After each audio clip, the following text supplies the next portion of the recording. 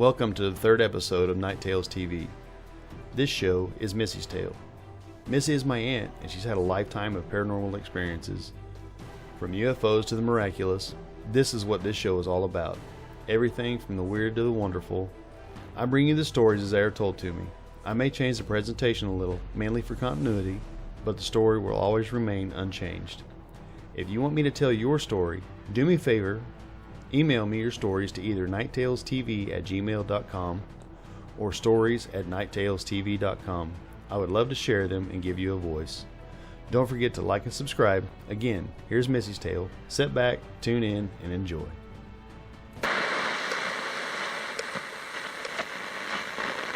My name is Missy, and I'm from southeastern Kansas, and these are some of the stories I want to share.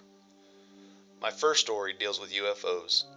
I was 9 or 10 years old, and it was late, at least for a 9 or 10-year-old.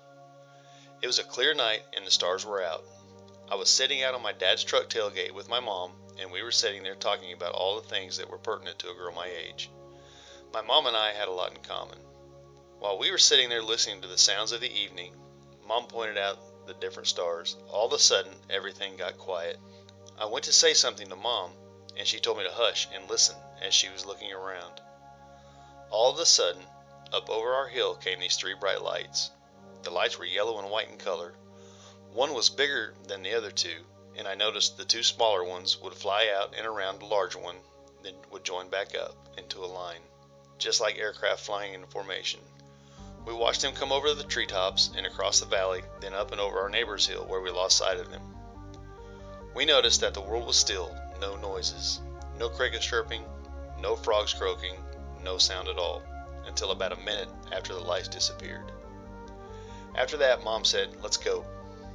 We went to the house, and I was asking Mom, "What was that?" She replied, "Well, I think we just witnessed our first UFO.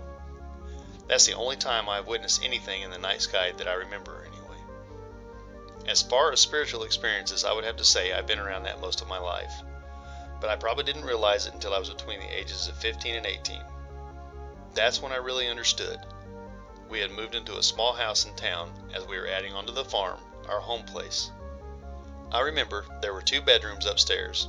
One was actually a storage room because it had a heating column going through it. I had the bigger room. The only thing that really freaked me out was I would always go to sleep with the radio on, and I would listen to mainly rock and roll. However, when I would wake up, the station would be changed to a Hispanic station. I didn't think too much about it until one day some friends and I hung up some wild posters, and I mean they were wild. You could probably imagine what they were in the mid-70s. I hung those up on the walls, then I started hearing footsteps stomp up the stairs. The door would open and close, then it sounded like someone walking back down the stairs. The first time this happened, I went downstairs and had a talk with my mom. Finally, she told me, "Why don't you go up and take those posters down and see if things change?" She didn't have to tell me twice. I went up and took all the posters down and put them in the storage room, and lo and behold, all of the noises stopped. Every now and again I would hear light footsteps, but not as noisy as before. It sounded just like someone coming up the stairs. Then I started noticing things would be moved or changed. I smoked then, and I would have my cigarettes and lighter one way. Then I would wake up and they would be turned around, or one would be gone. Sometimes I would be missing a shoe, then I would show back up in another room. Then I started making sure things were set a certain way. I do this today. I set my shoes down in a certain direction, so I know if they've been moved. I no longer smoke, but I do other things as well. I don't know if that made me OCD or what. Anyway, this went on and on. I would catch little things from the corner of my eyes, but I never felt threatened. I don't know how my mom found out, but she found out that there was a Hispanic woman that used to live there. She also found out that the lady spent a lot of her time upstairs in front of the window so she could look out and see what was going on in the town. I just couldn't imagine her being the one that would move all of my things, but I don't know. Then, when I was about 16 years old, it was around Christmas, and my dad had had a stroke and collapsed in my arms while we were at the Eagles Club. It was so bad that he had to be resuscitated. My father was in ill health, and he had had cancer and some other things. After he was resuscitated, he got up and walked about a block and a half at about 10 p.m. to our house. After he got home, he went immediately into the bedroom. My mom called an ambulance and he refused to go. She then called his doctor, and the doctor said that we should go ahead and call in the family, so she did. During this course, my niece, who was maybe 5, would not come out of her grandpa's bedroom. She would come out, we would try to talk to her, and she would run back into the bedroom. Then one time when she came out, I tried to prepare her for what seemed inevitable. I told her that Grandpa was probably going to go and see Jesus tonight, and that he was going to go to heaven. She flatly refused. I asked her what makes you so sure, and she said that Grandpa was going to be just fine. She then looked up and said, "I know, because Jesus said he was going to be just fine." Then she left us with our mouths agape. She then went back and laid next to her grandpa. The next morning, about 7:30, my dad was sitting at the kitchen table drinking a cup of coffee with a little girl sitting on her lap. That made me a believer in miracles. Time went on and we sold the house because the work on the farm was completed. It wasn't too long after that, the woman that bought the house asked my mom why she didn't tell her that the house was haunted. My mom told her that they didn't think about it because they'd grown accustomed to it. It never bothered any of them, so it wasn't a big deal. She said that her kids had hung up a beer light in what used to be my room. When they came home, the light had been dismantled screw by screw and the parts were laying on the floor. She said that her kids accused her of doing it, which she said she did not. She also said that one day when no one was home, she heard a commotion upstairs in the storage room. She went upstairs and opened the door, and her grandkids' toys were scattered everywhere. She thought the heating vent had been the cause of the noise, so she picked up the toys. She went downstairs, and not long after that, she heard it again. She cautiously walked back upstairs and looked in the room just to find the toys scattered out again. While living there, I had the first dream that I knew was going to come true.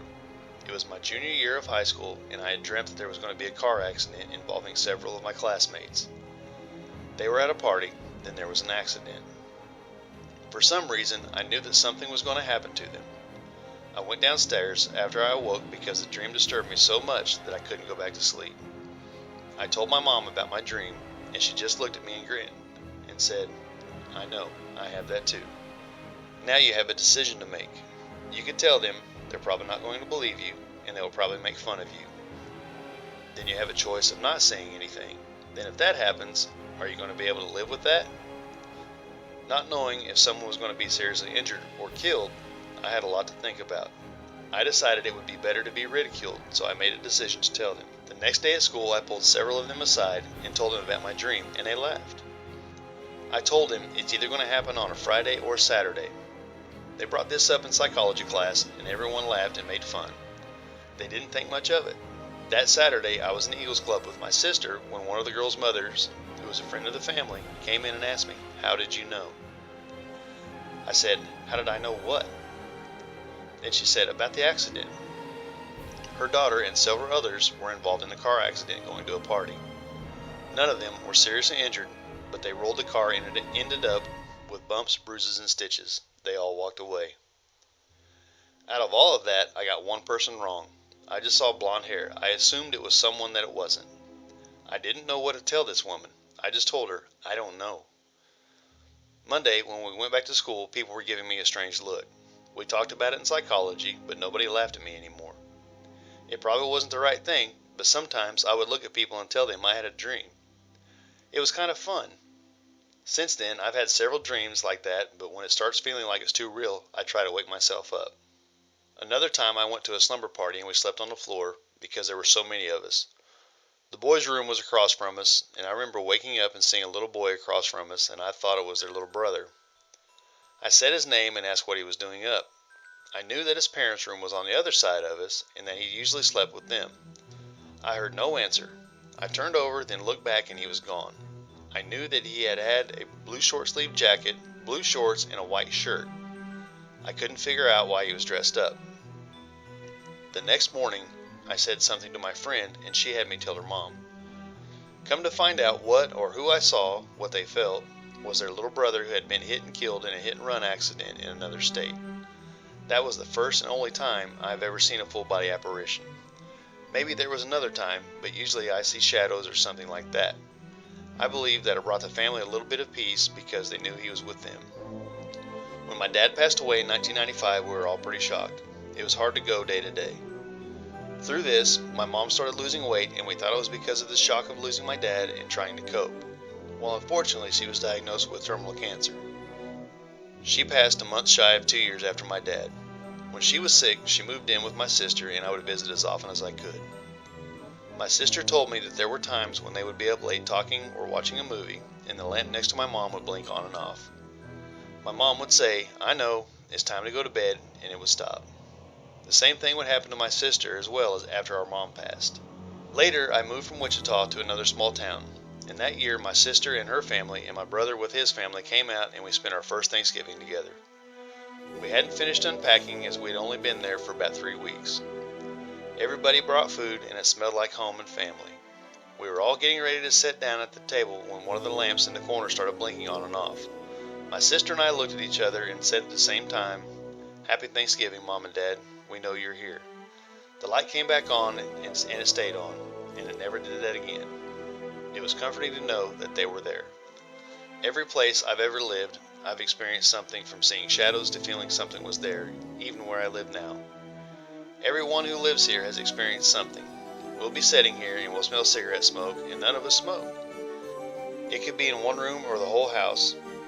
Another aroma is coffee when there is no coffee being made. One of us here has had a man sit on her bed. She knows it's a man because it has a hat on. My sister and I were watching TV when a box fan fell and hit the floor. It was sitting squarely on the floor and there were no dogs and cats around. Then you felt the energy in the room. One of the things I remember from when I had that dream was my mom telling me to listen and to pay attention. That's one of the biggest things I want people to take from this. Listen, pay attention to your thoughts and feelings to what's going on. I know when somebody is near me. I've walked into places where I was comfortable, and I've walked into places where I had to get out of because it was unsafe for me. If you have those feelings, pay attention to them. There are other things that happen as well. I get a sense that something is going to happen. The first time something like that happened, I was driving down the road and I was smoking a cigarette. Something told me to put the cigarette out and put both hands on the wheel. As soon as I did that, I had the first blowout I'd ever had. If I wouldn't have had both hands on the wheel, I think it would have had a different outcome. My mom always told me to follow your gut and pay attention. You just never know. I take that with me, and I hope that others will take that and pay attention to their surroundings. If you don't feel comfortable, get out. If you do, then enjoy. Enjoy knowing that the spirit of your loved one, an animal, or whatever it may be, are comforting. Realize that spirits are people without skin.